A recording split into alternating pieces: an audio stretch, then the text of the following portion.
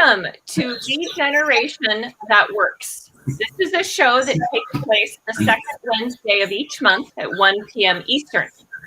The purpose of our show is to provide stories, examples, and tips that help you generate more qualified leads. The show is hosted by Rob Johnson, founder of Lead Gen Ballers. Lead Gen Ballers generates qualified leads for companies using email and LinkedIn at a fraction of the cost of hiring a full-time business development rep. Our panelists have spent years helping companies generate qualified leads. Each of them runs their own business and has a unique style and approach. I'm your host, Sarah Scudder. I'm a growth strategist and help B2B tech companies with their marketing. I believe that marketing drives sales and that marketing should be responsible for lead generation. I've helped several tech companies set up and run lead gen programs. I also like storytelling. It's one of my favorite ways to teach and learn. So to kick off our discussion today, I'm going to have each panelist introduce themselves and share a noteworthy lead gen project that they're currently working on. So Dave, I'm going to have you kick us off today. If you could introduce yourself and then tell us if you could go on vacation one place in the world, where would you go and why? And then if you have a lead gen story that you're working on that you could share with us. Perfect. Thanks, Sarah, and thanks, everyone. Thanks, Rob, for hosting, and Sarah for running the show. So delighted to be here with everyone. I'm Dave Meyer with BusyWeb, and we are a growth, marketing, and lead automation strategy company that helps folks out of Minneapolis to grow their businesses using websites and social media and CRM and marketing automation and all of those fun things. Been doing it for 22 years now at BusyWeb. I'm also a speaker and trainer for Google and for HubSpot. Now, the place that I wish I could go, or that I plan to go sometime soon after we can break loose, my kid is graduating from high school, and so we're a little bit locked down for a while. But I want to get to Munich for Oktoberfest. And so that's probably 2023 once my daughter has graduated. And one project that I'm working on for lead gen right now is we're actually working with a large multinational corporation to identify all of the different things across all 15 of their sub-businesses to consolidate all of the contacts and let each individual sales team identify what they need out of each of those. And it involves coming in and out of 2 different CRMs, and we're integrating all kinds of different stuff back and forth. For those that have heard me talk before, I like to make all of our automation into almost like a choose your own adventure for the sales staff as well as the person experiencing the marketing and working. And so it's just a massive, huge, amazingly fun project. And the stuff that you have to think about when any of 17 different people might have access to it is pretty interesting. And so that's where my head is at. I had a full head of hair before all of this started, I think. So that's the deal. Thanks, guys. Happy to be here. I like the choose your own adventure, Dave. Yeah. Your vacation sounds very fun. I've heard going to Oktoberfest is pretty incredible. All right, Joanne, you are up next. Would love to have you introduce yourself. Tell us where you want to go on vacay, and then share a lead gen story that you're currently working on, or project or something happening with your clients. Sure. Thanks, Sarah. And echoing Dave's sentiments, thank you, Rob, for having this awesome monthly event. I can't believe a month goes by. I get the notification and it's like, holy crap, it's already been a month. So that's awesome. I run Joanne Gore Communications. We're a virtual B2B marketing agency, and we help software, hardware, manufacturing, and print companies stretch their marketing dollars with programs that generate awareness, engagement, and growth. I want to talk about, where do I want to go on vacation? Well, my absolute favorite vacation to date was in Turks and Caicos a few years ago at a Club Med. It's where I first flew on the trapeze, completely fell in love with it, and always said if I had the opportunity, I would go back. That being said, I've also always wanted to go to Australia. I mean, there's a bunch of places right now. I would just be happy to be able to leave our province safely, which is still kind of in lockdown. So it seems like a long ways away, but yeah, Turks and Caicos, I would love to get back there. From a lead gen story, I have an interesting story to tell from many, many, many, many, many years ago that constantly influences every lead gen campaign that I do moving forward. And it involved a software company I worked with at the time deciding whether or not to return to a trade show. And the question people asked was, well, how did we do the last time? How many sales did we get? And nobody could answer the question. And then it became, well, what happened to all the leads? And nobody could answer the question. And lo and behold, within a week, they found a box of all the leads, because this was before scanning, is when you had to fill. They literally found all the leads that nobody had ever followed up on. And it's why I always say, so many companies, marketers, internal, external, they focus so much on everything leading up to the event, up to the campaign, up to the website launch, up to that PR press release going out, with very little thought to what's going to happen after and what happens next. So although it's, again, from a while ago, it absolutely is something that reigns top of mind, is how are we going to follow up? What are we going to do with all these leads once we get them? And I think that's really important for everybody to consider, no matter how large or small a program that they're running. And Joanne, I've heard a lot of conversations happening with companies trying to figure out what they're going to do for the fall.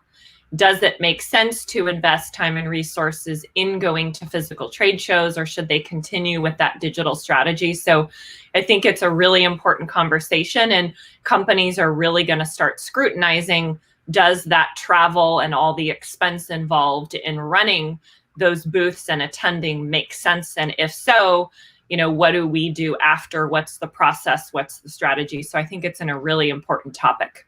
Absolutely. There's a lot of chatter around trade shows and events, live, hybrid, webinars, Zoom meetups, everything. People were filling their time, and now they want to find time. So all of this, over the summer, it's going to be tough, because as it is, things get slow down.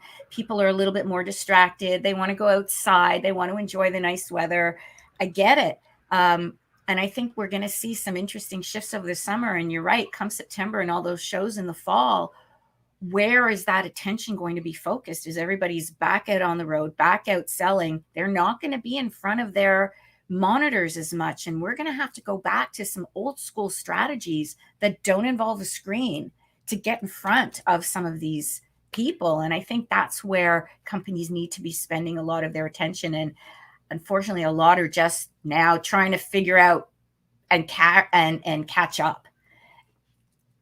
And Joanne, an interesting discussion topic another time for our show would be the use of QR codes, because I think those are going to be a really important strategy in the marketing process for those who do attend trade shows. Agreed, 100%. Well, Joanne, thank you so much for being with us today. It's always great to see you. Thank you. Rob, you are up next. Thanks again for putting this panel together and hosting this show each month. I think we talk about some really important topics. So kudos to you for coming up with this idea. Oh, thank you, Sarah. And thank you to my esteemed panelists. It's always nice to see you guys again. And welcome, Jason Bay, J Bay. We've interacted on LinkedIn. It's a pleasure to have you here, and excited to hear Jason contribute, because he has kind of a really different spin than all of us. He's more where I would say the rubber meets the road, and trains sales teams on how to do cold calls and prospecting. But anyways, I think you add a really interesting element to the conversation. So happy to have you, Jason. Thanks for coming. So real quick, whoever doesn't know, Lead Gen Ballers, again, we're a lead generation company. We do mostly email and LinkedIn outreach, but as a company, we continue to grow and kind of move into some other areas, like doing virtual events, LinkedIn live shows, clubhouse rooms, and kind of move more into even a sales support type of functionality like Joanne was talking about. One of the most important things is you can be generating leads, but who's following up with them, and are they following up with them effectively? So who's looking at the posts, who's commenting, who's interacting? Are these folks connected? Are they not? So somebody needs to kind of keep track of all that. So Lead Gen Ballers is starting to kind of expand more into that type of area, and we're seeing some extraordinary results. So it's very fun, and we'll see what happens. As far as places I would like to go, Greece is on my list. Now, Rob, you have a trip planned. Where's the fam going next month? Oh yeah, we're going to Cabo. And this show, I'm going to be. It's during our show next week, so we'll see if I can get a good enough internet connection and be on. Either that, or I might need a replacement. We'll allow you to join us from the beach. I'm going to try and have a nice beach view behind me. So internet service. Providing it's there, it'll happen. If not, you'll just see a blank black square. And then, Rob, share with us a Lead Gen project that you're currently working on. I'm working with a technology company right now, and again, it goes back to what I was talking about and how we're expanding services. So we're moving into just not only doing messaging via email and LinkedIn channel, but also hosting events, virtual events, and then maximizing, the attendees and all the activity that goes along with it. And it's very exciting. Some of the results we've had have just been tremendous. I'll just share these real quick, but so we did a total of 9 LinkedIn posts for this company, 1 LinkedIn live event, and we hosted a clubhouse room and then co-modded another one. But we generated over 46,775 views on all the posts and all the activity, which generated 19 meetings for this company, 2 opportunities, and another 27 prospects to reach out to. And a lot of these, a good chunk of them are Fortune 250 companies. So we're pretty excited about what's going on.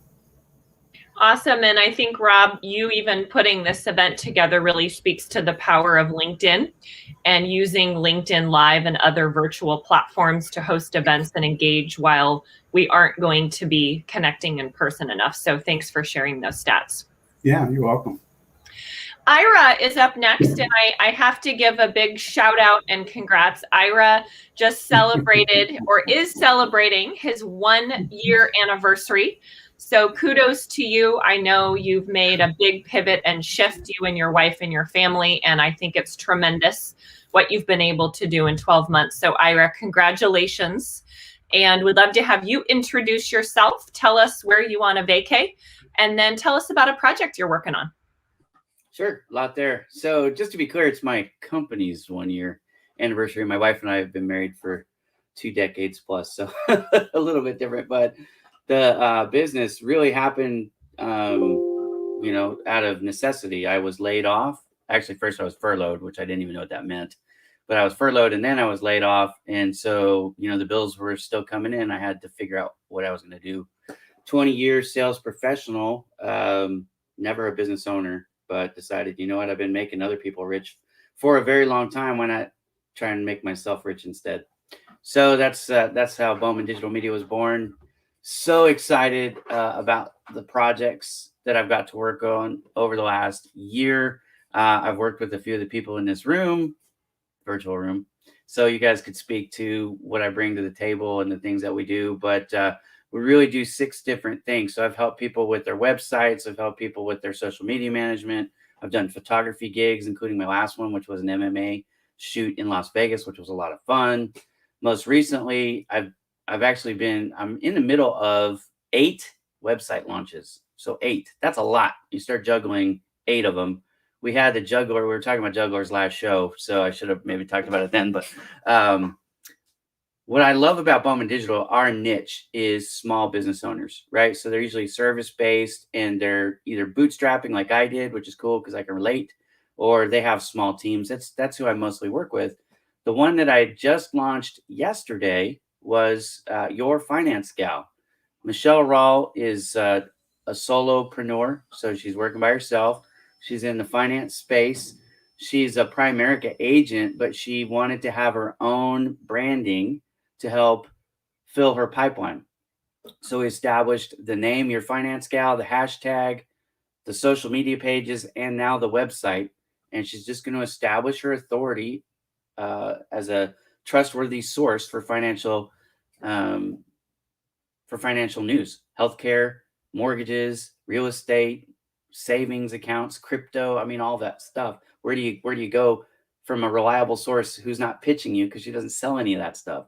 She's just trying to give you information. So what's cool about this, and this kind of goes into lead gen ballers, the whole concept of the show. She is only licensed right now in Pennsylvania and New York. So she's going to try to funnel people from social media where they are in mass to her website, which will be a little bit more focused. And then even more to get really at the heart of the people in New York and Pennsylvania. So they'll fill out that contact form and maybe have an appointment with her to do the Primerica stuff. That's kind of the goal. So that's the project I'm working on right now. So if you guys are on LinkedIn and you want to follow Your Finance Gal, I think she has 13 followers. She's got plenty of room. Her and I are already connected. I listen to your instructions and connect with everyone you recommend. So we're already LinkedIn friends. Appreciate that. Yeah. And she's a great person. So, but what's cool is that one website or that page, you can see what Bowman Digital Media is all about and how we're trying to help people with she had a post with less than 10 followers that had 15,000 views.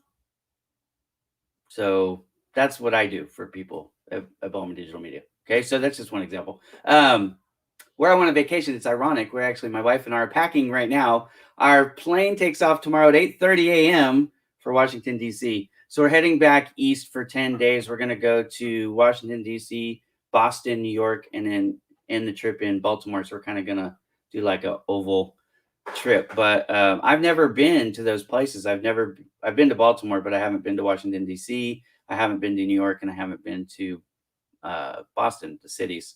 So I'm looking forward to that. We're going to be meeting with some of the clients that I've been working with, especially going to meet with Michelle from Your Finance Gal. We're meeting with the Transportation Leadership Workforce Solutions, and we're meeting with the Barrett Foundation, and I'm going to be taking photographs and doing some consults while I'm out there. So it's going to be a work and pleasure travel, but we're going to be doing karaoke. And if you're in any of those cities, we're actually going to be having one night where we're going to do like, hey, we're going to be at this pub, if you want to join us for a drink and maybe some appetizers, everybody's going to buy their own stuff. But if you guys want to meet me, I'll be out there. It'll be a lot of fun. So we had an Alaska cruise canceled last year because of COVID. And then we had our trip was actually, we were flying to Washington, D.C. because we were going to be cruising to the Bahamas, and that got canceled too. So we decided to keep the trip and just make it a little road adventure. So you got to pivot sometimes, right? You got to adjust. Awesome, Ira. Well, it's I know that you're one of our you do a lot of work with us, and you've been a pleasure to work with. So excited to have you on the show today. Thank you. I'm always honored to be here and part of this group. I love you guys. So all right, Jason. Jason is our special guest. So Jason, really, really happy to have you with us. As Rob said, I know you're doing some really cool and innovative things in the lead gen space. So would love to have you introduce yourself. Yeah, I'm excited to be here. I'm not the only bald guy on the panel today, so that's always awesome. We represent maybe not the majority, but we are equal to the rest of the folks that have hair. So I'm excited for that. I run a company called Blissful Prospecting.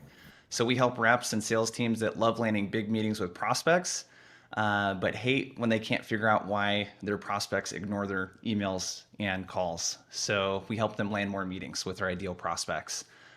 In terms of, I guess we'll start real quick with vacation spot. We have a couple smaller vacations that we're going on here. I'm in the Washington, Oregon area. So going to Bend, backpacking, that sort of stuff. But I would really like to go to Korea. My wife is Korean, and I'm half Chinese, and our together we definitely have more culturally things that we do that are Korean. And I'd love to meet her family and eat all the yummy food over there and all that good stuff.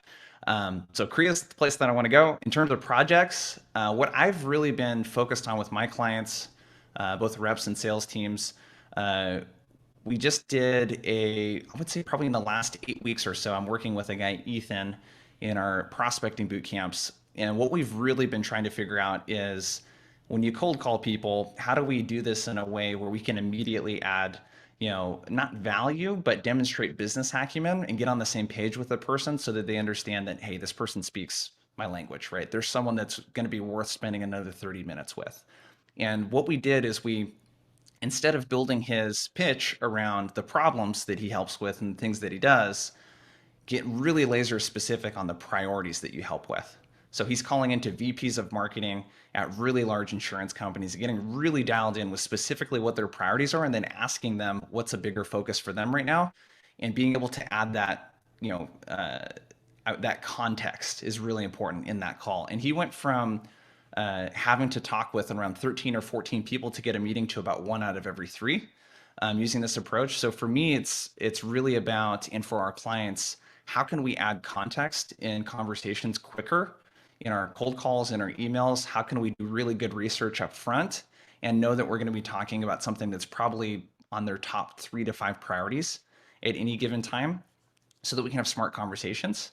And like I said, add immediate context and really get some good meetings set out of it and really, shift away from this mass blast, sending out a bunch of emails, automated messages on LinkedIn. How do we do the opposite of that and really think about how can we do quality and scale quality? So that's what we're working on.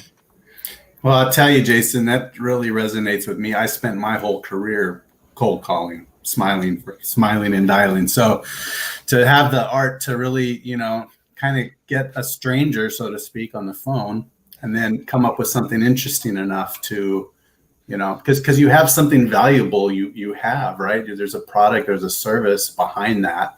And if you've done your prospecting correctly, you've identified this person, it makes sense that you're calling them. But to break that ice and to actually get them to kind of open up a little bit and at least hear what you're saying is really an art form. So I love it. Good stuff. Yeah. Jason, one of the other things we'll have to chat about sometime is the art of leaving a voicemail as well, because that's a really important part of the cold calling process. So would be curious to hear your thoughts on what you've seen that's been effective from actually leaving messages. Yeah, I mean, my quick tip is point your voicemail to the email. So at the end of the voicemail, instead of saying call me back, say I'm about to send you an email and the subject line is cold call, or the subject, that's what I'm helping people with. So subject line is website. Subject line is digital. Subject line is Facebook ads or whatever, right? And then you can point people back to the subject line. And a lot of times what we'll see is responses with people saying, got your voicemail, right? That's how they'll start the email response back. So think about how you can make the phone and email and LinkedIn, how can you make the channels work together so you're creating a multi-channel experience for the prospect so that they know the email that they got from you is connected to the phone call that they got from you, connected to the LinkedIn message. That is one of the smartest things I've heard somebody say in a long time, because it's truly irritating when look, we've all been even on a customer service call with a company and you've just spent 5 minutes explaining your problem and verifying your identity and all this crap to somebody. And then they switch you over to somebody else and you just start all over. It's like, really, dude, I just got done saying this. So when you make it easy for somebody and you relate to them, like, look, it doesn't matter if you text me or DM me or send me an email or you left me a voicemail on the phone. I pick up the conversation where you left it, even if we're on a different, oh my gosh, it's like being a human. That's crazy, but super smart. It's like with by the way, I'm a big fan of marketing. I'm a marketer by trade also. So it's not about doing outbound or inbound. To me, it's about doing both and getting them to work together. And what's really big in marketing is the customer journey. When they go to your website, what do you want them to do next? And how easy it is for them to do next steps or sign up or to get your content or whatever. And it's really about that empathy of thinking about what's it like being on the receiving end of my email or my voicemail or my LinkedIn message. What do I want the person to do ideally, and how easy do I make it for them to see what it is that they should do if they see value in this? And thinking about when you send an email and you ask a person to look at a case study or visit this link, and then you ask them for a meet, that's like 3 asks in one email. You would never do that on a landing page. Right? A landing page would be one thing.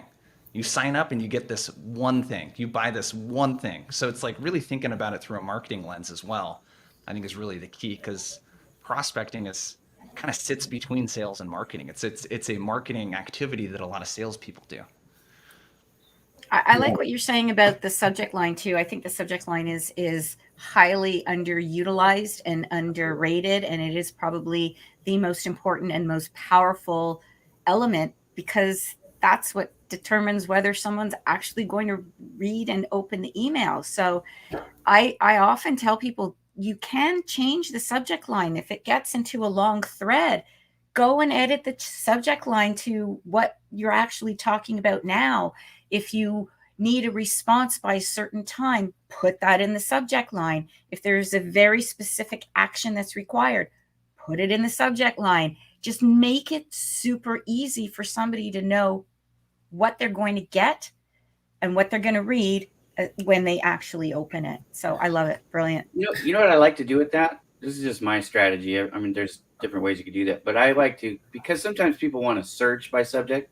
So I don't like to change, like remove, but I'll take and I'll put in parentheses either in front or the back, depending on how urgent it is. So if it's really urgent, I'll put it in the front. And if it's less urgent, I'll put it in the back. But that way they know, okay, this is the conversation, but this is what this one's about. And then I notice my clients, when they respond, they'll change. They'll just erase what I put inside the parentheses and put their own new thing. And I think that's really cool. So, I mean, people have different ways to do it, but that's one way. And then there's the art of the flag. I know people have kind of forgotten how Outlook works, but you have that little red flag or the exclamation mark. And so you can do that. I used to do the red receipt thing, but I found that bugs most people, so I don't do that anymore. Yeah, I hated that. I hate that. Well, I can appreciate from leaving a voicemail referencing something very specific. For somebody who's like a high-level executive, it's a great way to pique some curiosity to where someone will go out and actually look for that email, because you just leave them enough. And that's a very powerful prospecting method, Jason. And I can appreciate that part of it. It's really the art of the tease. Rob, you know this as a sales guy, half the time that email didn't make it through their spam filter. It's in the spam folder, but when you left the voicemail and now they go chase it, exactly. You go, it's not there. I go, maybe it went to your spam folder. And then they almost always eat humble pie right there and go, oh, it did. I'm sorry. And let me put you on safe senders. And now your emails go through. Right.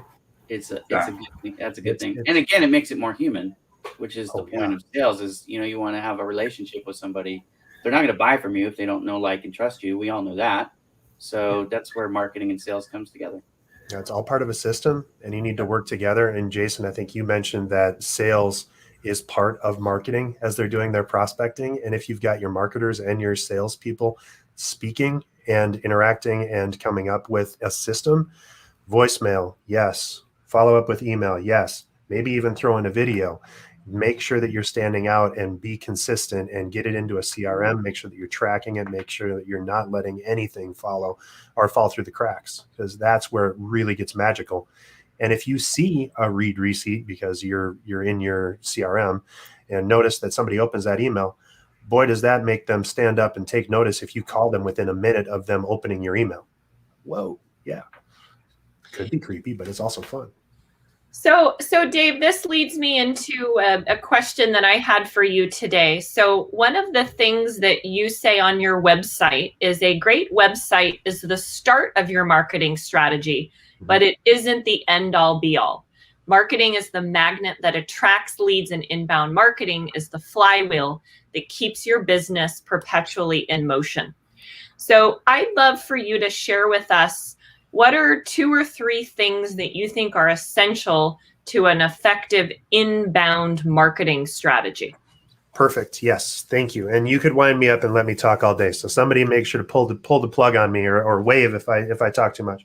The coolest part about inbound marketing is the option or the idea that you're really delivering content based on the need of your user.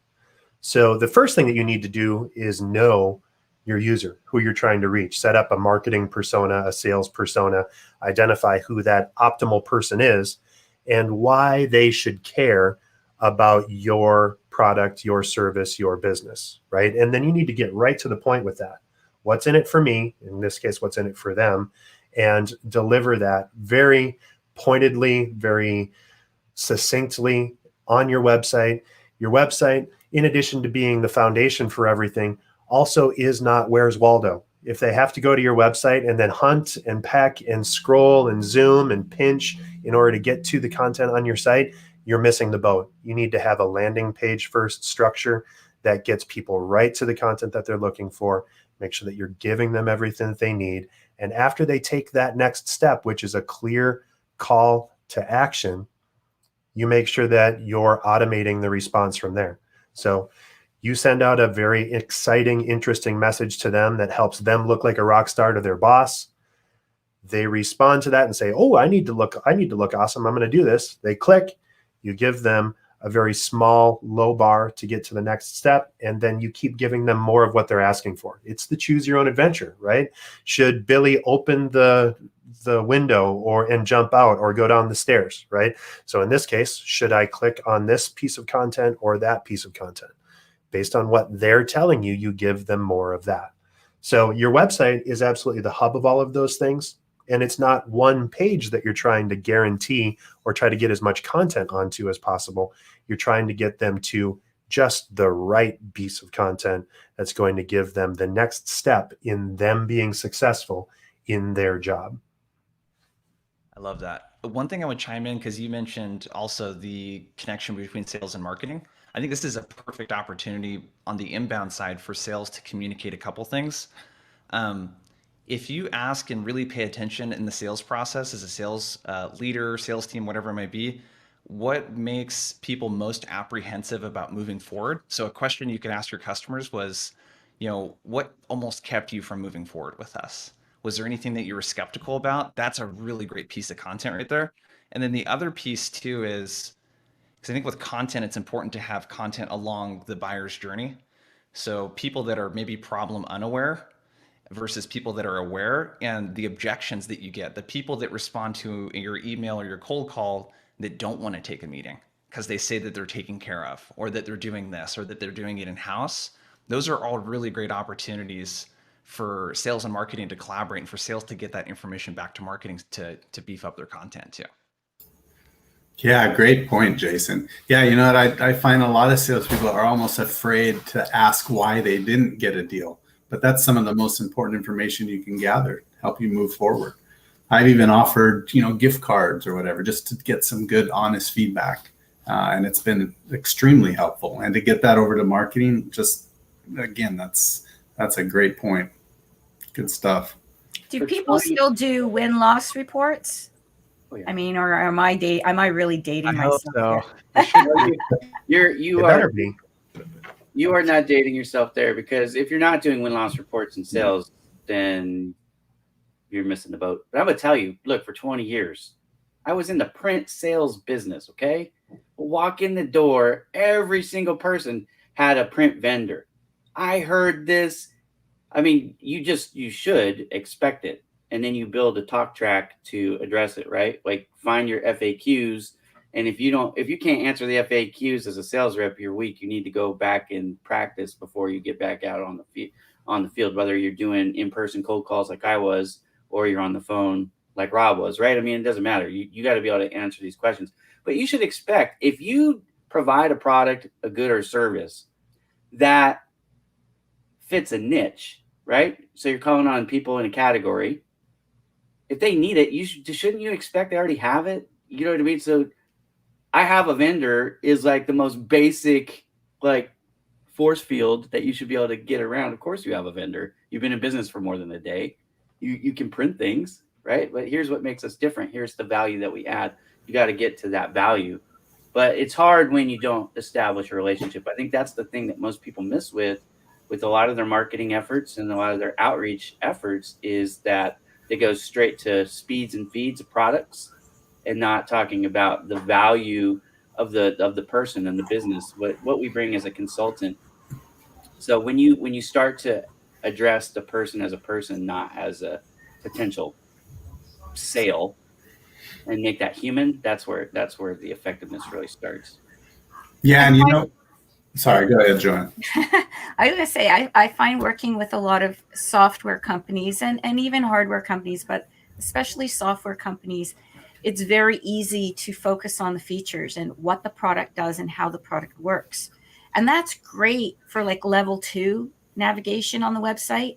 But when you're at level 1, you've still got to focus on how the product helps and who the product helps.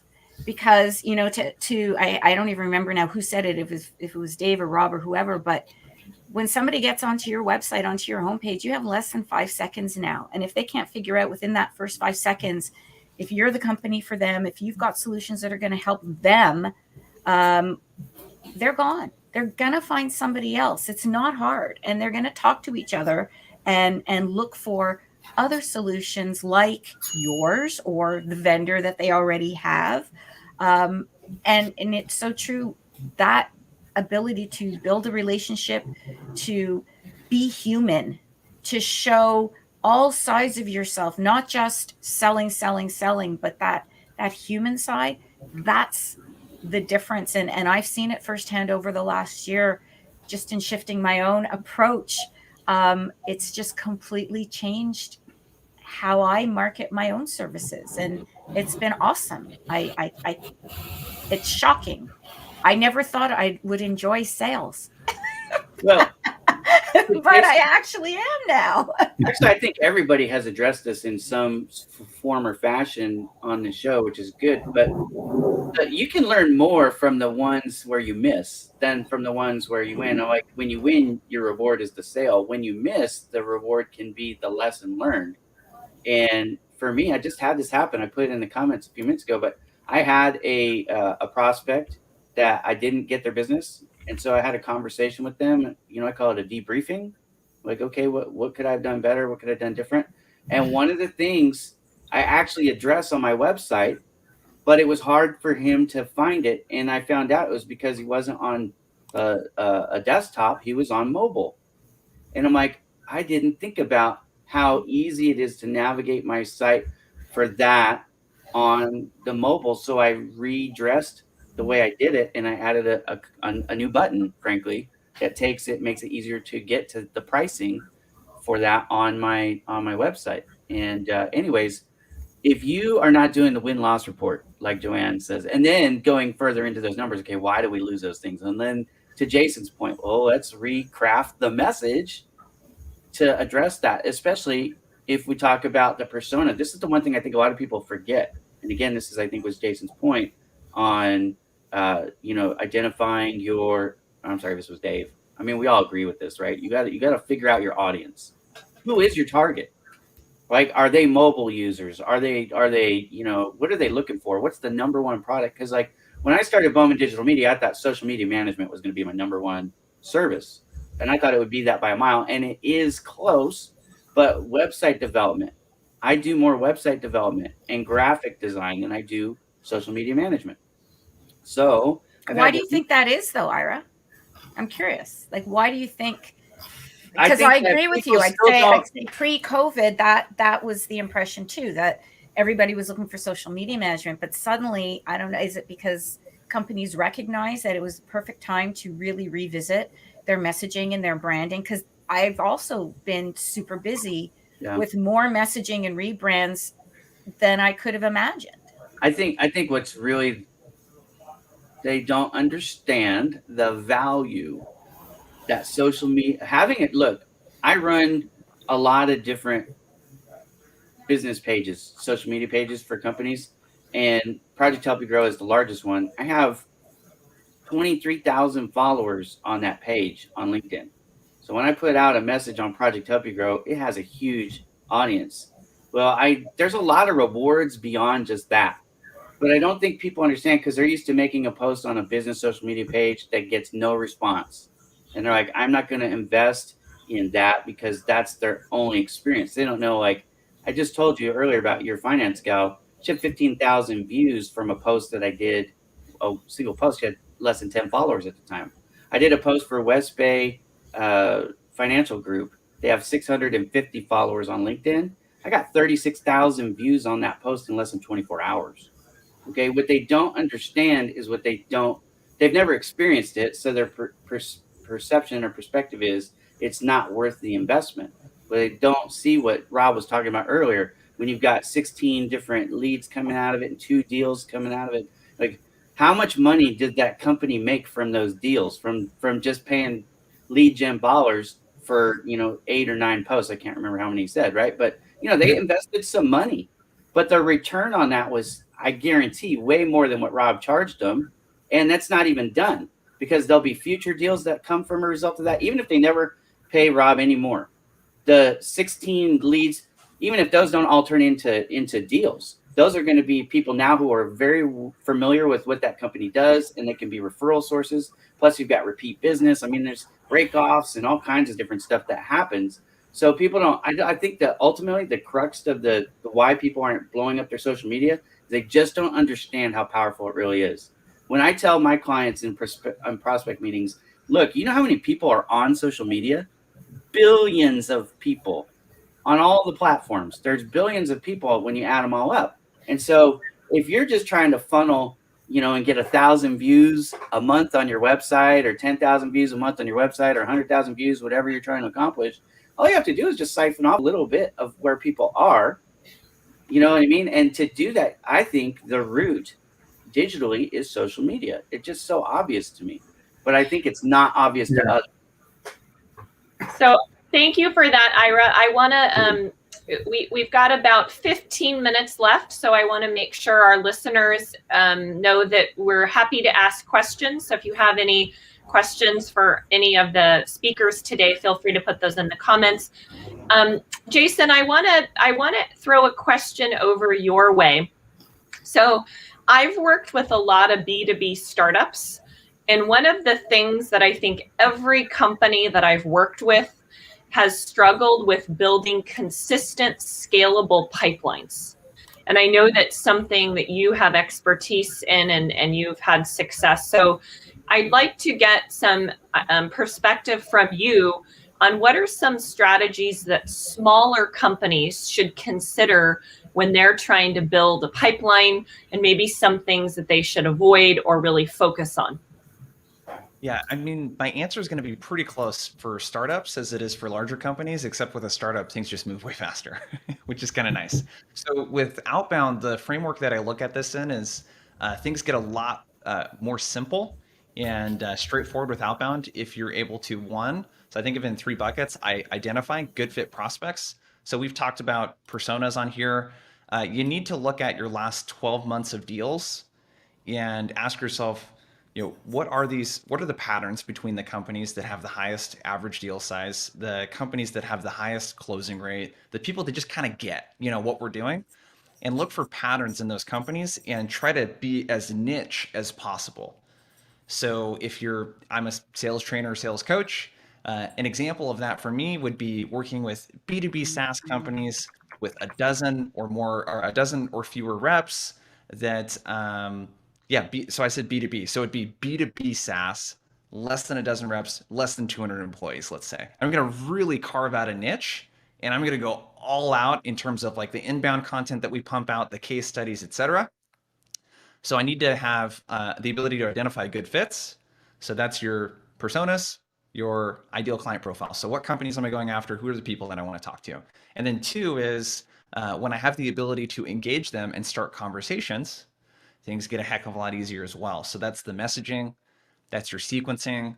Some low-hanging fruit here is if you're sending 2 emails to someone and making 1 call and stopping, you're missing out on probably 3/4 of the people that would respond to you. So make sure that you're somewhere in the ballpark of around 12 touches between email, phone, and social.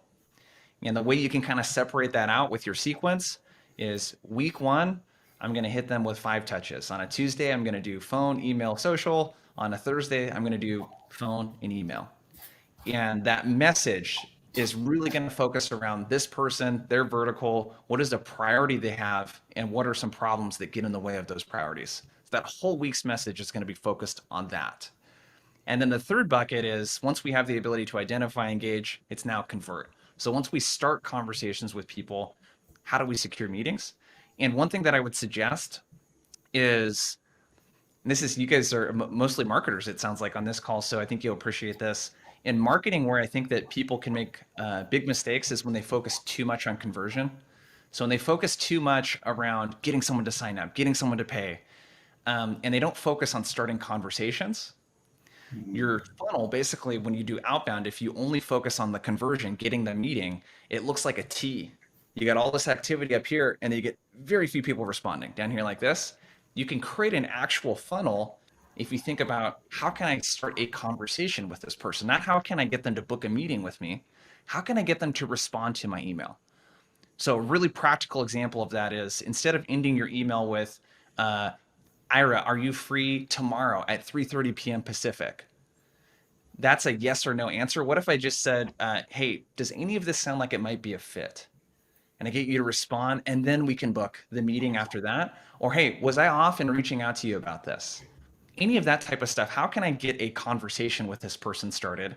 And it totally takes the pressure off, because you know what all those bigger companies are doing is they're relying really heavily on brand and product. So your bigger competitors are doing a really bad job of prospecting because they can get away with it.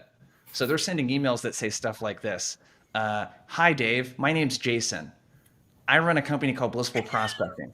We do sales training, and we've worked with companies like X, Y, and Z. I'm not even kidding. A lot of these larger companies I work with, they get away with saying stuff like that.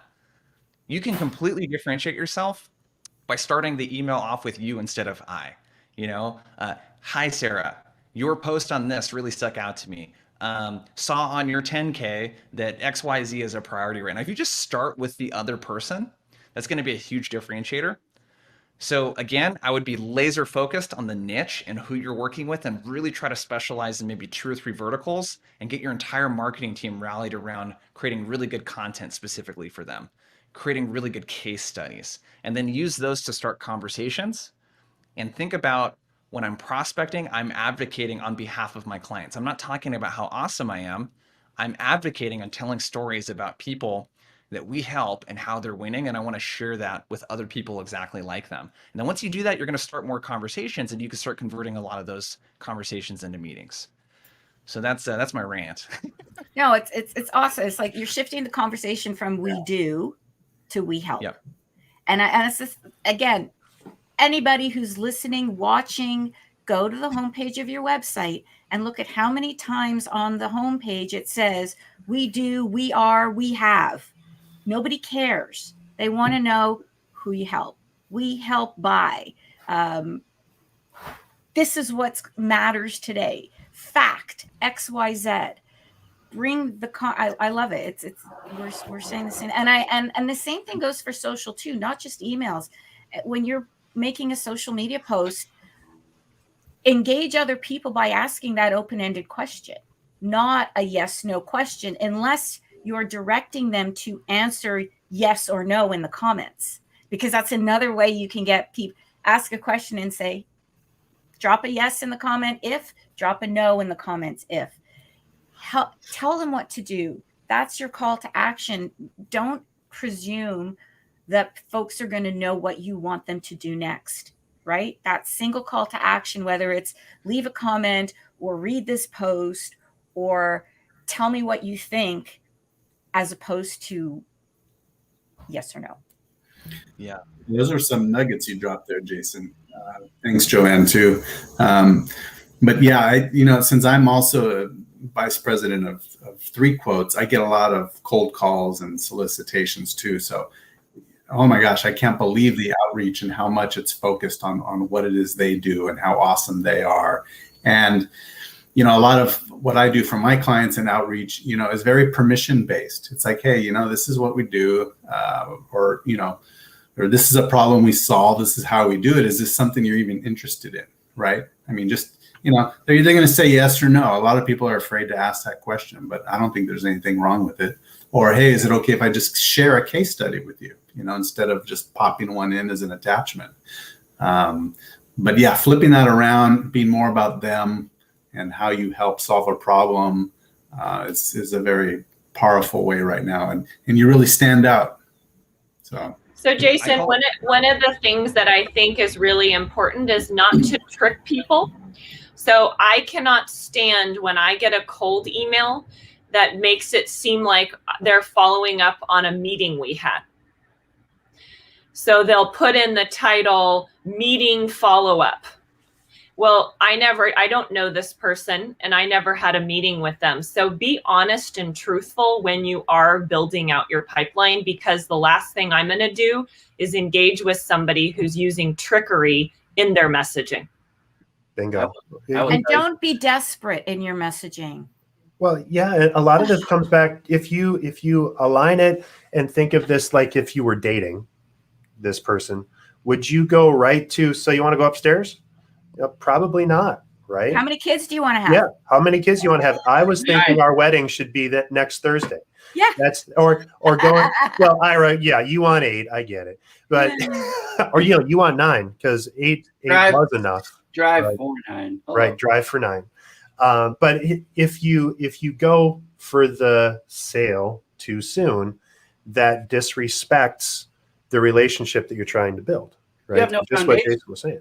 But you need to know when to go for the sale, though, because at some point you do have to make the ask. Right. I read this post, I don't remember who it was, about somebody, and it was the vendor, and they had a great rapport with the prospect, and they went out for lunch once a month, and then they went golfing and blah, blah, blah.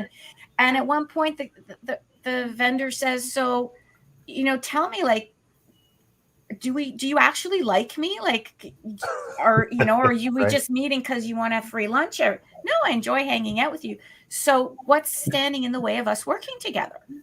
And then the prospects, I was like, I can't think of anything. And then the next day the contract was signed. They got in the friend because zone. The ask had never, it was just, they were building up the relationship, but never went for the ask. So that's another knowing when to do that. That's a whole other. But when you're crafting your message, you're trying to figure out how to craft your message. We talked about this earlier, knowing your prospect and looking at it from their point of view. Like, just imagine you're in their seat and you've got their pressure. What is it that you want to hear? And it really doesn't take much at all if you just do interviews.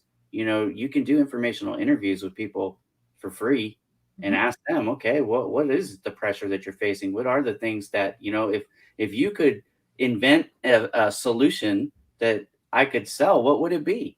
You know what I mean? Just put the ball in the other court. Most people, when you don't ask them to buy something, when you're asking them for help that doesn't cost them anything but a little bit of time, most people will, especially if you treated them like a person. Now, to Sarah's point, if you lie to me, I don't care what, we're done. So, you could call it trickery. That's just a flat out lie. Or we didn't have a meeting. So don't tell me you're following up on something. You could say following up on a meeting request. Okay, get that. But if you lie to me, we're done. In fact, I just had somebody, so they're on this thing. There's a million ways to do it. There's right ways and wrong ways. Somebody put me on their every 3 days, I'm going to send this guy a message, and I'm not stupid. I'm able to count to 3. So, I can see it's every 3rd day. I'm going to get a direct message from them on LinkedIn. And I try not to be offended by that, because I know, even though it's poor sales technique, I know that a lot of people have that strategy. Okay, great. But when I said, hey, you know what? I'm not even interested in this. So can you just take me off this distribution list? He got offended, and then he unfollowed me.